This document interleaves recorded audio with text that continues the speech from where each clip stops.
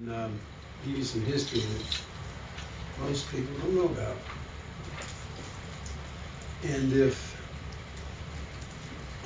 all America did was this, it would have been enough. If America went out of existence and they accomplished this, it would have been enough.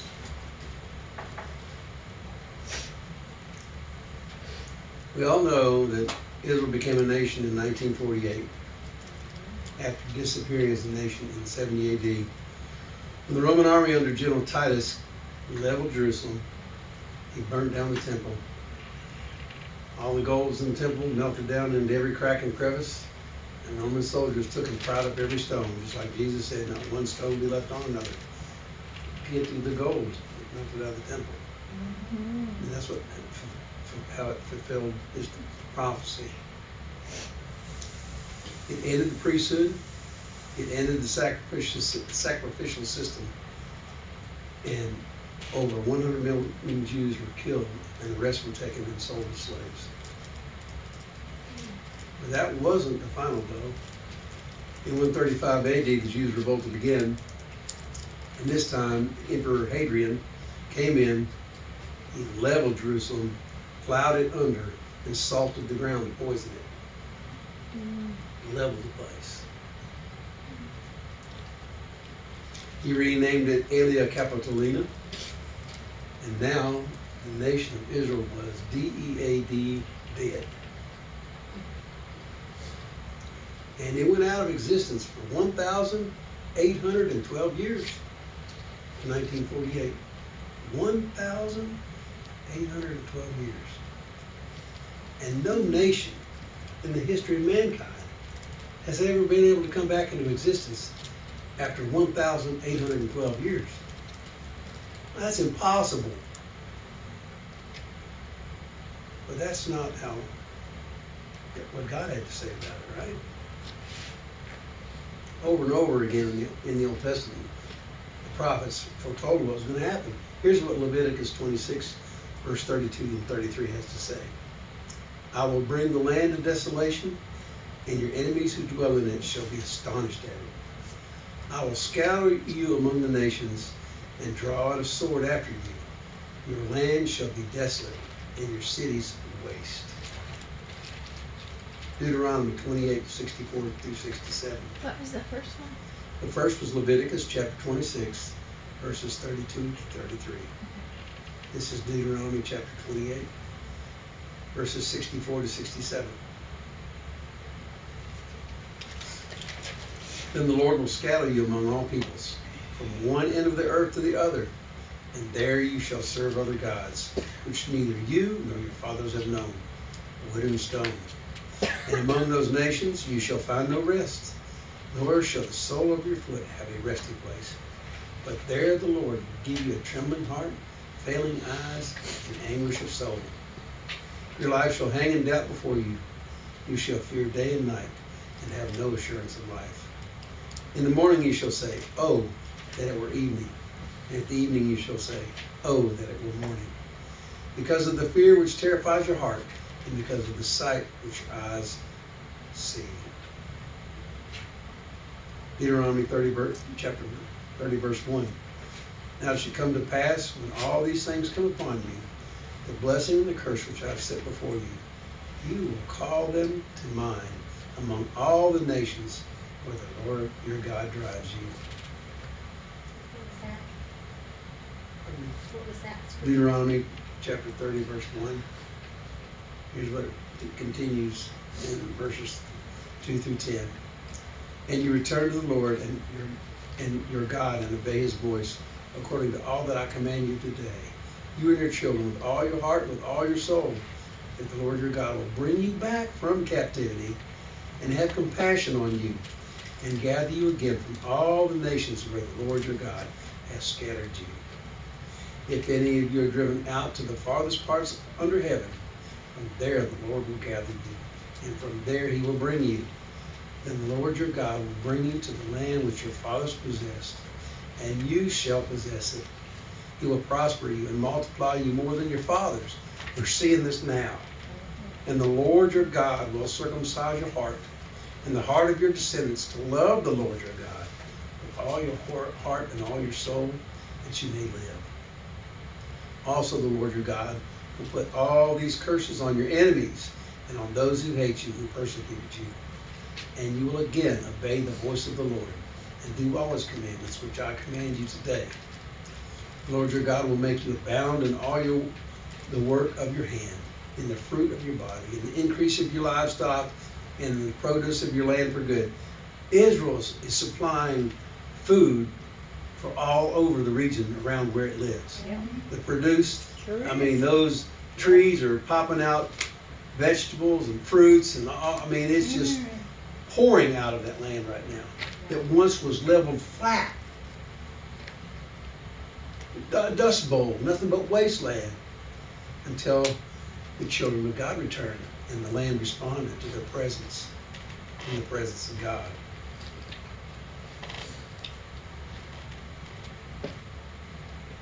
For the Lord will again rejoice over you for good, as he rejoiced over your fathers, if you obey the voice of the Lord your God to keep his commandments and his statutes which are written in the book of the law, and if you turn to the Lord your God with all your heart and with all your soul.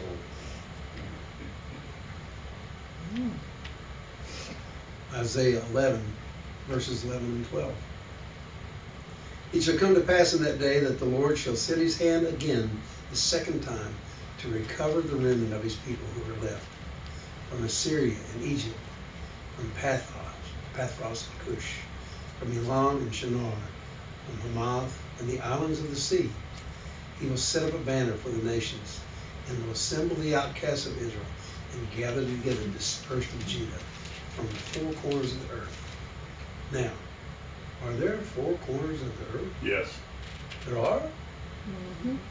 The north, south, the east, and the west. You sure it isn't like we're a square instead of round? The scripture is describing, still the scripture is describing from all four corners of the earth. This That is means this when is an idiom. Yeah, well, I mean, It's an idiom. it's still the whole earth. See, some people say, the Bible, see, it says four corners of the earth. See there, there's no such thing. Because it's an idiom. That's how you read the Bible. Yeah, I know, but we have to understand Yeah, that there are idioms all over this place. that's how it's taught. Okay. It's not nice to call them that. What do you mean not nice to call them that? Idiot. You idiot. I didn't say idiot, I said idiom. No. I've talked all about idioms. Yeah. We got to be aware of it. When you come across something and you read it and you think, well, that just doesn't make sense. You come to realize you're probably looking at an idiom. Or what we call, what we say, Simile or metaphor? no, a metaphor, but a saying. We call it a saying. You know, make hay while the sun shines. You got to make hay while the sun shines, right? You know, that's means you got to do it when it's the right time, right? That's an idiom. That's what this is. This is a Hebraic idiom. So we got to make sure we understand that. There's no actual corners, but it means everything. Yeah, The whole earth. everything. Yeah. Yeah. Yeah. Isaiah 43, 5 and 6. Fear not, for I am with you. I will bring your descendants from the east and gather from the west. I will say to the south, give them up. And to the south, do not keep them back. Bring my sons from afar and my daughters from the ends of the earth. That's the four corners, right? Ends of the earth, everywhere. Jeremiah 31, 8 through 10. Behold, I will bring them from the north country and gather them from the ends of the earth. Among them the blind and the lame, the woman with child and the one who labors with child together. A great throng shall return there. They shall come with weeping, and with supplications I will lead them. I will cause them to walk by the rivers of water in a straight way in which they shall not stumble. For I am a father to Israel, and Ephraim is my firstborn. Hear the word of the Lord, O nations, and declare it in the isles afar off, and say, He who scattered Israel gathered him, and keep him as a shepherd does his flock. For the Lord has redeemed Jacob, and ransomed him from the hand of one stronger than he. Therefore they shall come and sing in the height of Zion, streaming to the goodness of the Lord. for wheat and new wine and oil, for the young of the flock and the herd. Their souls shall be like a well-watered garden, and they shall sorrow no more at all. What chapter was that? That was Jeremiah chapter 31, verses 8 through 10. Ezekiel 36:19. So I scattered them among the nations, and they were dispersed throughout the countries. I judged them according to their ways and their deeds. Verse 24. For I will take you from among the nations, gather you out of all countries, and bring you into your own land. Verse 28. Then you shall dwell in the land that I give to your fathers. You shall be my people, and I will be your God. Verses 35 and 36. So they will say, this land was desolate. It was. Had it become a garden of Eden. And the wasted, desolate, ruined cities are now fortified and inhabited.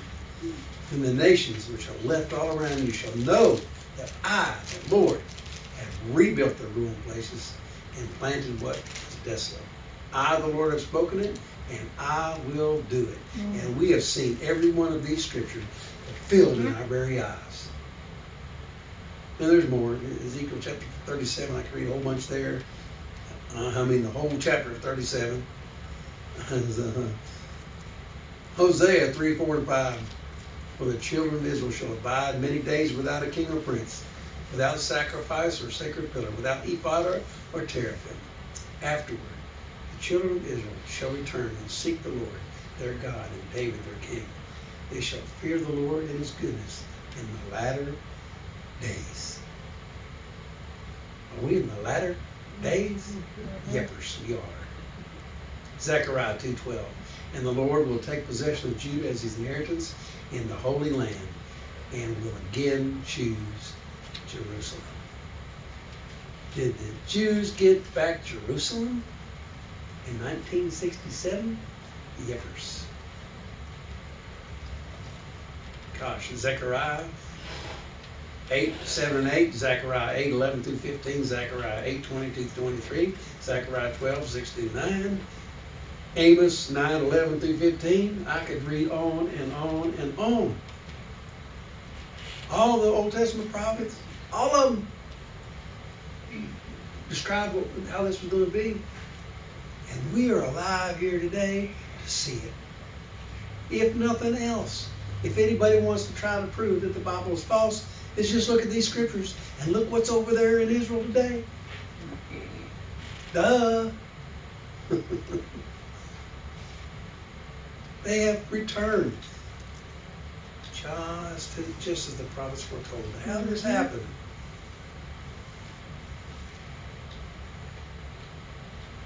The census of 1877 showed that there were 250,000 Jews here in America. 30 years later, there were 2 million. Jews didn't want to come here because they were comfortable where they were. But this all changed in 1881, mostly in Russia. On March the 1st, 1881, Tsar Alexander II of Russia was assassinated. The government from Russia blamed Jews for the act, and violence broke out immediately. And they instituted what's called a pogrom, which means devastation or an organized massacre. And hundreds of Jews were murdered and thousands were injured. Their homes and property were destroyed. And the Russian government did nothing to stop this. In fact, they blamed the Jews for the killing of the Jews.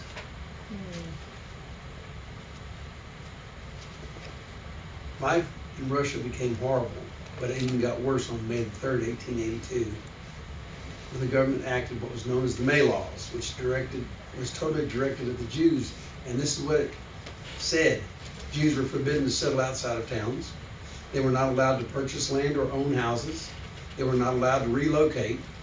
All deeds of sale or leases for property outside of town were canceled. They were prohibited from conducting business on Sunday or any Christian holiday. Their education became strictly limited. They were brought into what was called ghettos. They couldn't travel throughout Russia without a permit. And these laws were brutally enforced by the police. They were forced from their homes and they had to relocate. They lived in terror. Any of y'all seen the movie Fiddler on the Roof? Yes. That's what that was typifying. What happened in that movie? Hmm? It's been on this week. Yeah. Mm-hmm. What you see in that movie is what was happening in Russia. Do you have it? I don't think so. And the Jews reacted to this pressure by fleeing to America. They called this place the Famous Land. They came to America because no other country would take them.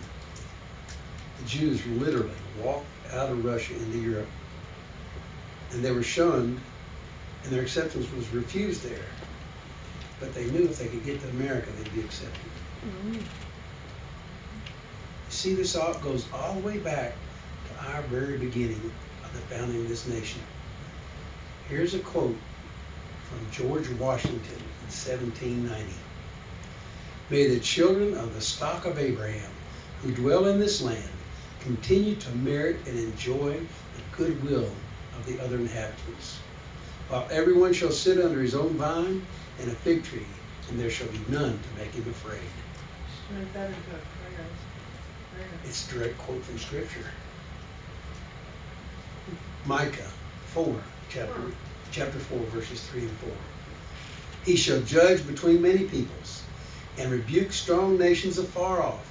They shall beat their swords into plowshares, and their spears into pruning hooks. Nation shall not lift up sword against nation, neither shall they learn war any more. But everyone shall sit under his own vine and under his fig tree, and no one shall make them afraid, for the mouth of the Lord of hosts has spoken. George Washington quoted prayer, his reference to the children of Israel. You see, the first Jews arrived here in 1654, and they were fleeing religious persecution in Brazil. And when they got here, lo and behold, they were treated as equals. They were free to practice their religion without persecution at all. And this was unknown throughout the rest of the world, especially in Europe. Where were they persecuted? In Brazil. Why?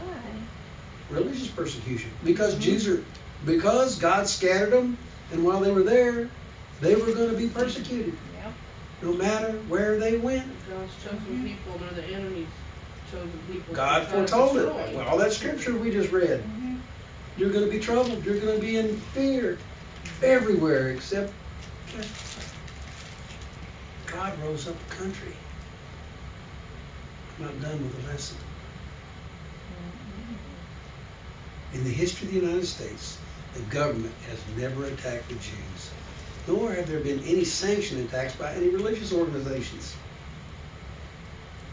Jews fought in the American Revolution and in the Civil War. Yes. George Washington's personal physician was Dr. Philip Moses Russell, who was a Jew. George Washington's personal physician. He went to Washington throughout the Revolutionary War. However, he wasn't the most famous Jew. The most famous Jew was Chaim Solomon, who Washington referred to as his little Jew broker. During the Revolutionary War, the U.S. Treasury became empty and had no means to pay the war debts. Solomon himself took his personal funds and kept the U.S. afloat, and America was solvent. At this time, America had no banking system. But Robert Morris, the Treasury Secretary, opened the first bank, and the first person to place a large deposit there was Chaim Solomon.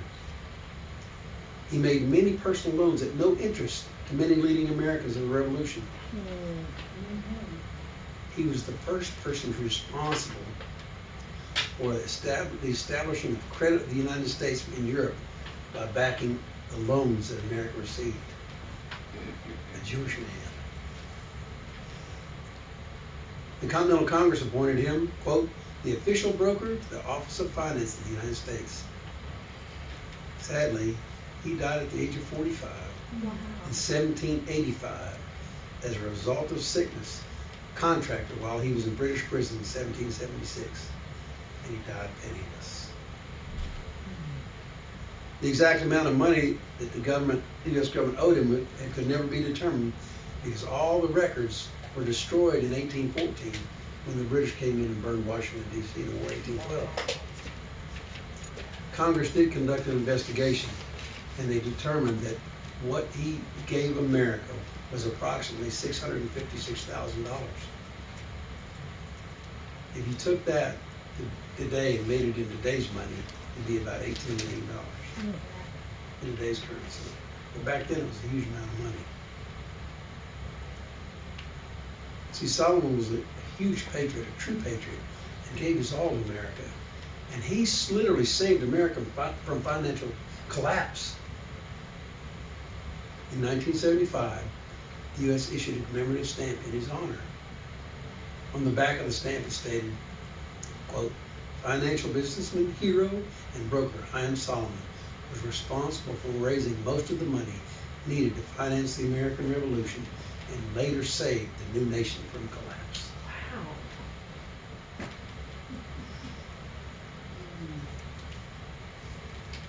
After Washington was elected president, he wrote a letter to a group of Hebrews in Savannah, Georgia, and I quote, "May the same wonder-working deity who long since delivered the Hebrews from their Egyptian oppressors, planted them in the promised land, whose providential agency has lately been conspicuous in establishing these United States as an independent nation, still continue to water them with the dews of heaven and make the inhabitants of every denomination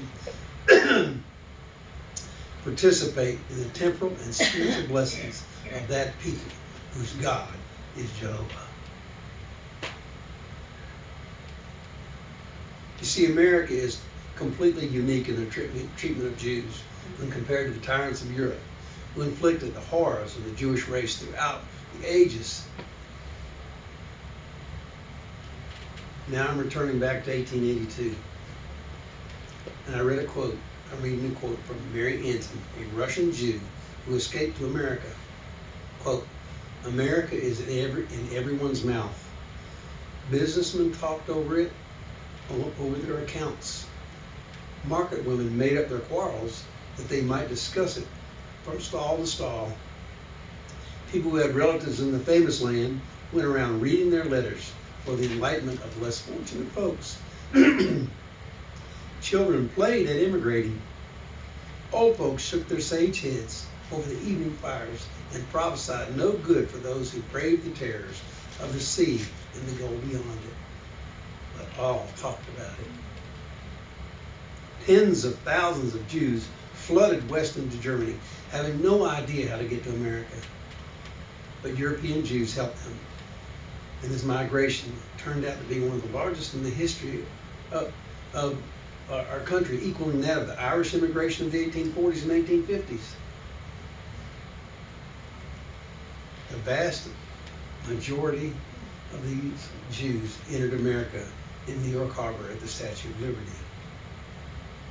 In 1883, Emma Lazarus wrote a famous poem later inscribed at the base of the statue. It read, "Give me your tired, your poor, your huddled masses yearning to breathe free, the wretched refuse of your teeming shore. Send these, the homeless, tempest-tossed to me. I'll lift up my lamp beside the golden door." Emma Lazarus was a Jew who wrote this poem. It sits at the base of the Statue of Liberty today. And when did she do that? 1883. This was at the time of the pogroms. She was one of those who left Russia.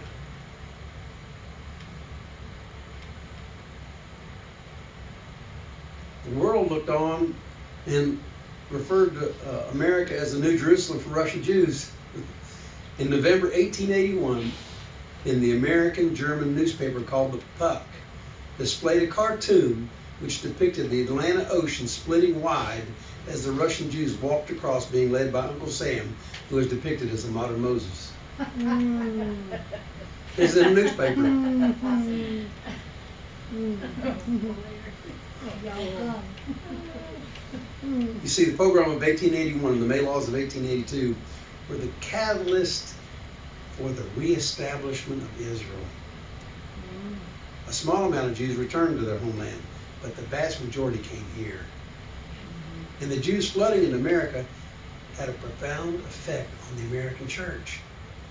It ignited the modern Zionist movement as they awakened the American church to their plight and the necessity for a Jewish state in Palestine. So up until this time, America had already experienced two great awakenings. But toward the end of the 19th century, American Christianity began focusing on the second coming of Christ. And they knew that Israel had to be reborn before that could happen. The belief became known as premillennialism. This powerful movement reached the highest levels of society. Preachers around America began preaching the message. The evangelist William E. Blackstone wrote a book called Jesus is Coming in 1878, which sold in huge numbers all across America. Millions, it affected millions of people. With this sudden flooding of Russian Jews coming into America, the American church stepped up. They provided food and clothing and medical attention. And this crisis awakened the church for the need of the rebirth of Israel. Blackstone became the leader of this movement. In 1890, he chaired a conference titled, quote, "The Past, Present, and Future of Israel." One of the results of this conference were resolutions that were sent to the Russian Tsar on behalf of the Jews. Blackstone felt that these proclamations were not strong enough, so he arranged a meeting with President Benjamin Harrison and Secretary of State James Blaine. During this meeting, he presented the president with what is now known as the Blackstone Memorial. It was entitled, "What Shall Be Done for the Russian Jews?" And this document helped to spearhead the Zionist movement, which shows that Zionism, which means the return of Jews to the nation, actually started here and sprang from the United States of America. And it was 6 years before the world Zionist movement started. It started here first.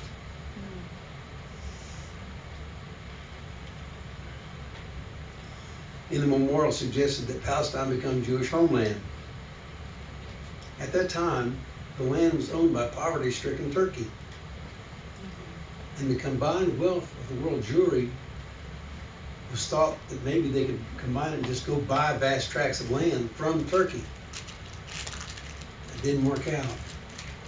But Blackstone stated, quote, "According to God's distribution of nations, it is their home, an unalienable possession from which they were expelled by force." And that statement is anchored in the covenant between God and what he said to Abraham.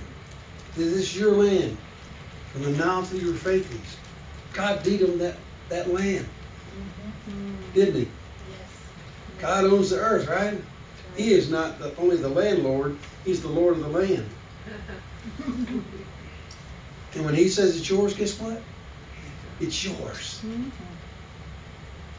More than 400 leading Americans from all walks of life signed this document. Religious leaders, congressmen, mayors, industrialists, bank presidents, editors, publishers from 93 leading national newspapers. Most of America supported protecting Jews and returning them to their homeland. Blackstone included a cover letter that revealed the depth of his belief in the Bible as the literal Word of God. And his faith with millions of other Christians was the driving force behind this memorial. And like a prophet, he stated that in the time of the history of Gentiles, it was time for them to help and bring the Jews back to their land. The Blackstone Memorial showed America was concerned for the welfare of the Jews, and their concern went beyond welfare. He went all the way to the creation of the Jewish homeland. Millions of Jews began to pray for the restoration of the Jewish state. And the awakening never died. It's really alive today. President Harrison failed to act on the memorial, but in May 1916, Blackstone wouldn't give up. He petitioned the U.S. government again to help with the creation of the Jewish state. President Woodrow Wilson was presented with the memorial, who in turn supported the Balfour Declaration, which became the foundation for the modern Jewish state. On June 30th, 1922, the U.S. Congress passed a joint resolution supporting the establishment of the Jewish state in Palestine. Blackstone's effort, which began in 1891, finally proved successful 31 years later.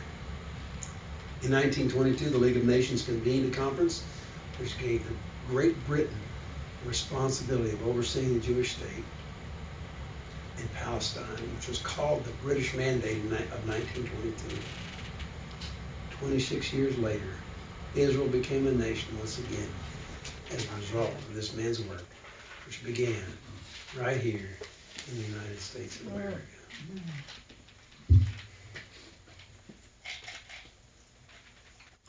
If America had done nothing else than with this effort right here, providing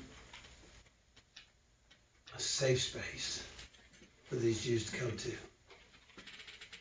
and then assisting in them getting their land back, so that they can then, those could leave here and go there, and they could return from all over the world, from the four corners of the earth, Everywhere. from the ends of the earth. Mm-hmm.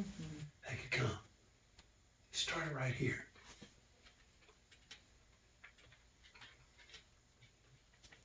The song that I started this out with, God Bless America, Mm-hmm. I told you it was written in 1918 by a soldier in the U.S. Army. It was first performed on November of 1938 by Kate Smith as America was preparing to enter World War II. Well, here's the rest of the story. The song was written by Irving Berlin. Mm-hmm. Mm-hmm. But when he wrote the song and they put the song sheet out in the lyrics, they accidentally misspelled his name. His last name wasn't Berlin, it was Balin, B-E-I-L-I-N.